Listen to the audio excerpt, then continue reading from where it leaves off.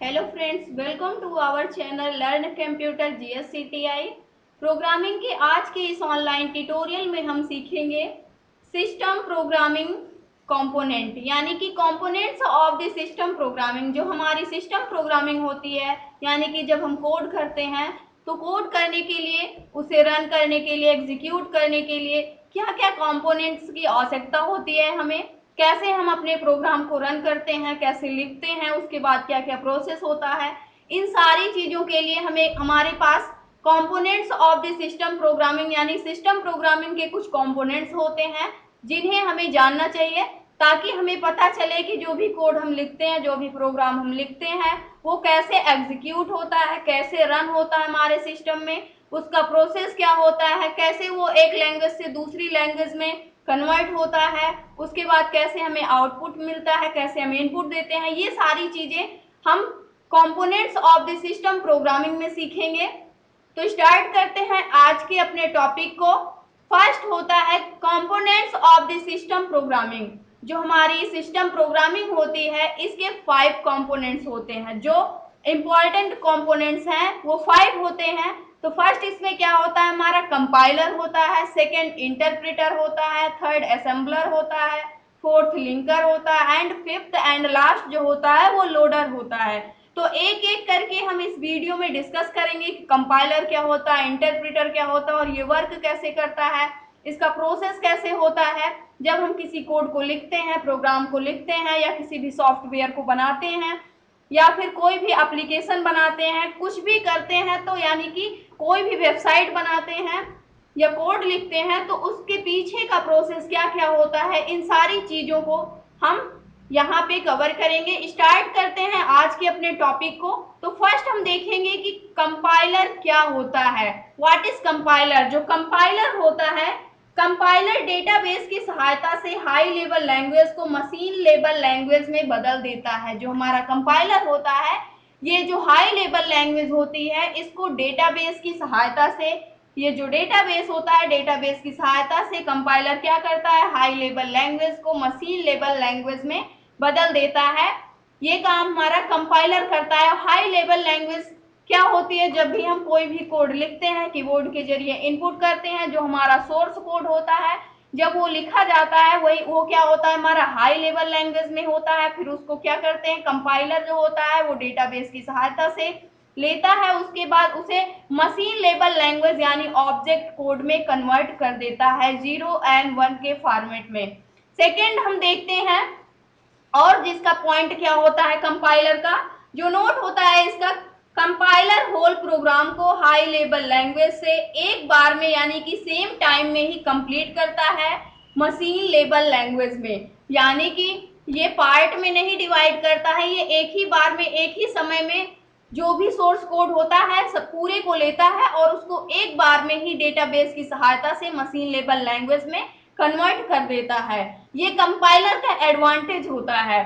और आगे पॉइंट देखते हैं, कंपाइलर फास्टर होता है क्योंकि ये तेजी से वर्क करता है। कंपाइलर जो होता है हमारा, क्योंकि ये पूरे प्रोग्राम को एक बार में ही हाई लेवल लैंग्वेज से मशीन लेवल लैंग्वेज में कन्वर्ट करता है, इसलिए जो इसका एग्जीक्यूशन टाइम होता है, यानी कि जो इसका एग्जीक्यूशन होता है कोड में, वो काफी फास्ट होता है अदर अदर अदर कंपोनेंट्स की अपेक्षा। सेकेंड हम देखते हैं इंटरप्रेटर क्या होता है। जो इंटरप्रेटर होता है, ये इंटरप्रेटर भी डेटाबेस की सहायता से हाई लेवल लैंग्वेज को मशीन लेवल लैंग्वेज में कन्वर्ट कर देता है। ये हमारा इंटरप्रेटर, इसका प्रोसेस होता है इंटरप्रेटर। और इंटरप्रेटर जो क्या करता है, हाई लेवल लैंग्वेज जो होती है, यानी जो भी सोर्स कोड होता है उसको लेता है, उसके बाद इंटरप्रेटर डेटाबेस की सहायता से उसे मशीन लेवल लैंग्वेज यानी ऑब्जेक्ट कोड 0 एंड 1 के फॉर्मेट में उसे क्या कर देता है, कन्वर्ट कर देता है। अगर इसका एडवांटेज देखें तो इंटरप्रेटर जो होता है, ये हाई लेवल लैंग्वेज को मशीन लेवल लैंग्वेज में कन्वर्ट करता है लाइन बाय लाइन, यानी कि जो भी इसमें इसका जो एग्जीक्यूशन होता है, वो जो कंपाइलर होता है उससे धीमा होता है, यानी उससे स्लोअर होता है, क्योंकि ये लाइन बाय लाइन किसी भी जो भी एग्जीक्यूशन कोड का होता है, ये लाइन बाय लाइन पहले चेक करता है, उसके बाद क्या करता है, उसे लाइन बाय लाइन एक एक स्टेप को कन्वर्ट करता है मशीन लेवल लैंग्वेज में, इसलिए जो इसका एग्जीक्यूशन टाइम होता है वो स्लो हो जाता है कंपाइलर की अपेक्षा। नेक्स्ट पॉइंट हम देखते हैं जो हमारा असेंबलर है। असेंबलर क्या होता है? असेंबली लेवल लैंग्वेज को असेंबलर की सहायता से मशीन लेवल लैंग्वेज में कन्वर्ट कर देता है। जो असेंबलर होता है हमारा, ये assembly level language, assembly level language क्या होती है? निमोनिक्स के फॉर्म में होती है। उसे क्या करता है हमारा असेंबलर? निमोनिक्स के जो फॉर्म होते हैं, यानी जैसे ऐड हो गया, सब्ट्रैक्ट हो गया, यानी एसयूबी जो शॉर्ट फॉर्म में लिखे जाते हैं, उसे लेता है असेंबली लेवल लैंग्वेज को, उसे असेंबलर की सहायता से, जो हमारा असेंबलर होता है, मशीन लेवल लैंग्वेज यानी ऑब्जेक्ट कोड में कन्वर्ट कर देता है। जो असेंबलर होता है ये भी डेटाबेस की सहायता से असेंबली लेवल लैंग्वेज को मशीन लेवल लैंग्वेज में यानी ऑब्जेक्ट कोड में कन्वर्ट कर देता है। ये काम होता है असेंबलर का। और अगर इसका एडवांटेज देखें तो कंपाइलर, इंटरप्रेटर, असेंबलर, ये तीनों जो हैं ये इनपुट ले रहे हैं, यानी कि यहाँ से जो भी सोर्स कोड है ये क्या ले रहे हैं? इनपुट ले रहे हैं। इनपुट ले रहे हैं, उसी को हम क्या कहते हैं? सोर्स कोड कहते हैं। जो भी इनपुट लिया जा रहा है, चाहे वो हाई लेवल लैंग्वेज में लिया जा रहा हो, चाहे वो क्या कहते हैं असेंबली लेवल लैंग्वेज में लिया जा रहा हो, यानी कि जो सोर्स कोड होता है उसे हम क्या कहते हैं? इनपुट कहते हैं। यानी जो यूजर द्वारा लिया जाता है वो हमारा सोर्स कोड होता है। और वही सोर्स कोड कन्वर्ट होकर जो आउटपुट देता है उसे हम ऑब्जेक्ट कोड कहते हैं। क्योंकि यहाँ यूजर से सोर्स कोड लिया जाएगा, चाहे वो हाई लेवल लैंग्वेज में लिया जाए, चाहे असेंबली लेवल लैंग्वेज में लिया जाए। उसके बाद यहाँ पे क्या होते हैं? असेंबलर होते हैं, इंटरप्रेटर होते हैं और कंपाइलर होते हैं।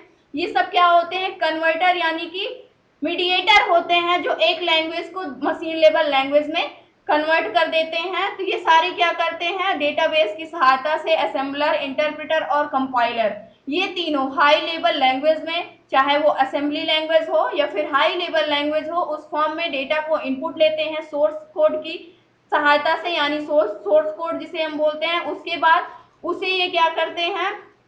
मीडिएटर की सहायता से, वो मीडिएटर असेंबलर हो सकता है, कंपाइलर हो सकता है, इंटरप्रेटर हो सकता है, उसे डेटाबेस की सहायता से क्या करते हैं? मशीन लेवल लैंग्वेज यानी ऑब्जेक्ट कोड में बदल देते हैं। तो यहाँ से क्या होता है? यूजर इनपुट दे रहा है, उसके बाद असेंबलर इसे प्रोसेस कर रहा है, उसके बाद मशीन कोड यानी ऑब्जेक्ट कोड में हमें क्या मिल जाता है? फिर से आउटपुट मिल जाता है यूजर को।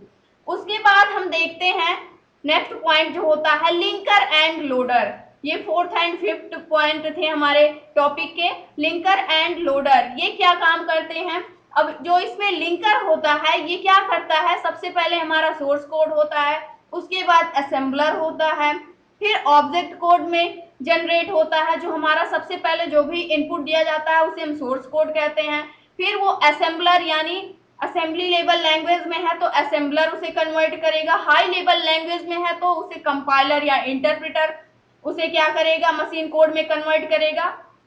मशीन कोड में कन्वर्ट होने के बाद किसी ना किसी मीडिएटर की सहायता से उसके बाद वो क्या हो जाता है? उसे हम जो मशीन लेवल लैंग्वेज में कन्वर्ट होता है उसे हम ऑब्जेक्ट कोड बोल देते हैं।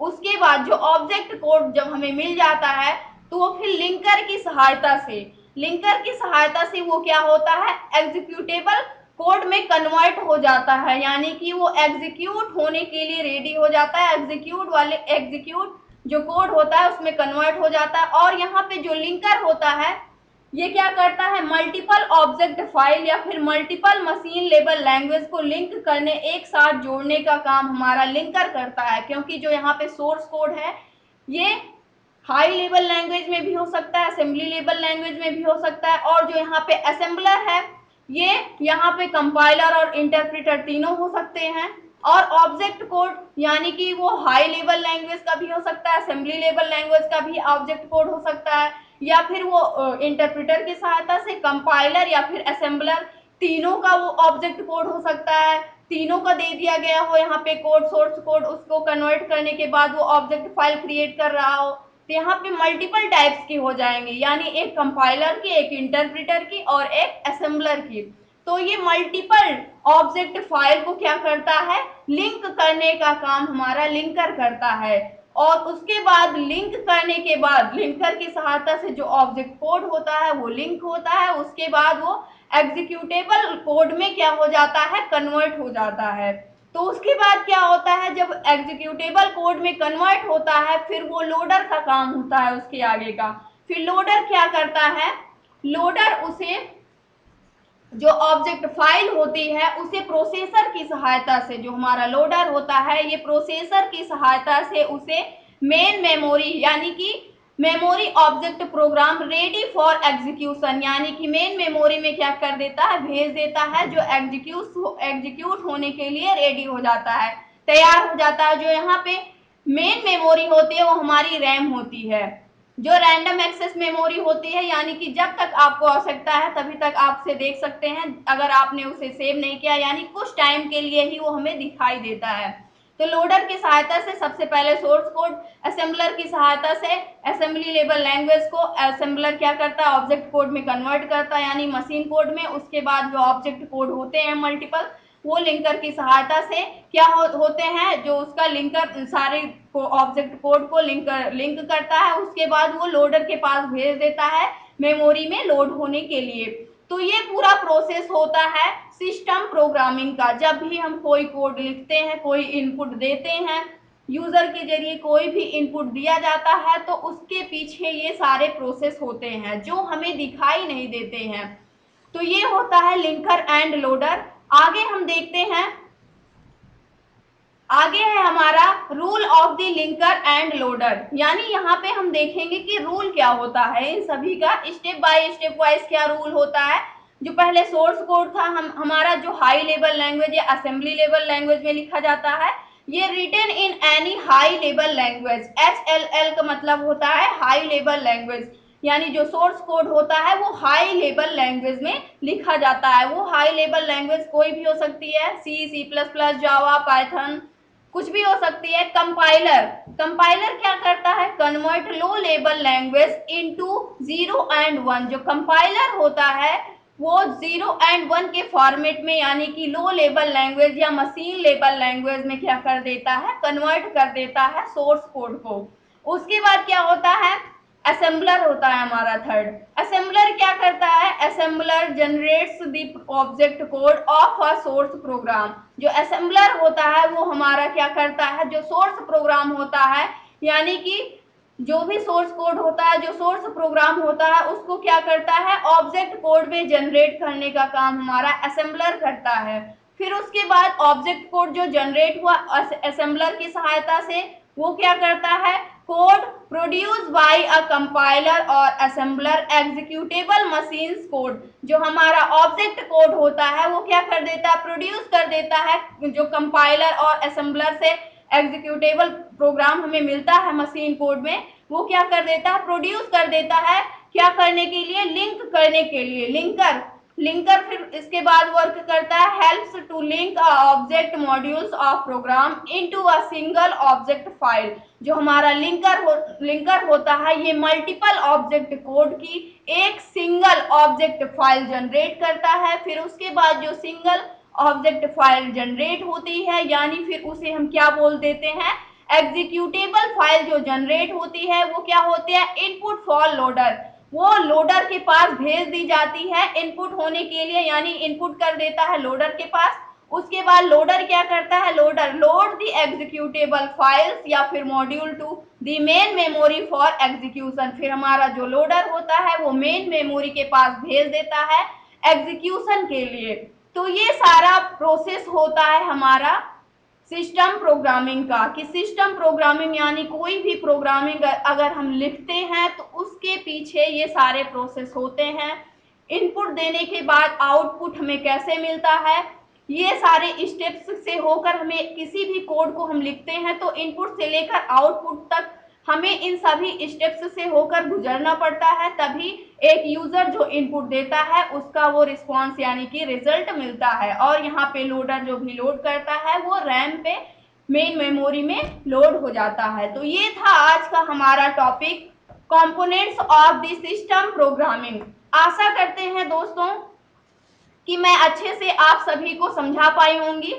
तो अगर वीडियो अच्छी लगी हो तो प्लीज लाइक करना, शेयर करना और हमारे चैनल को सब्सक्राइब करना। Thanks for watching this video.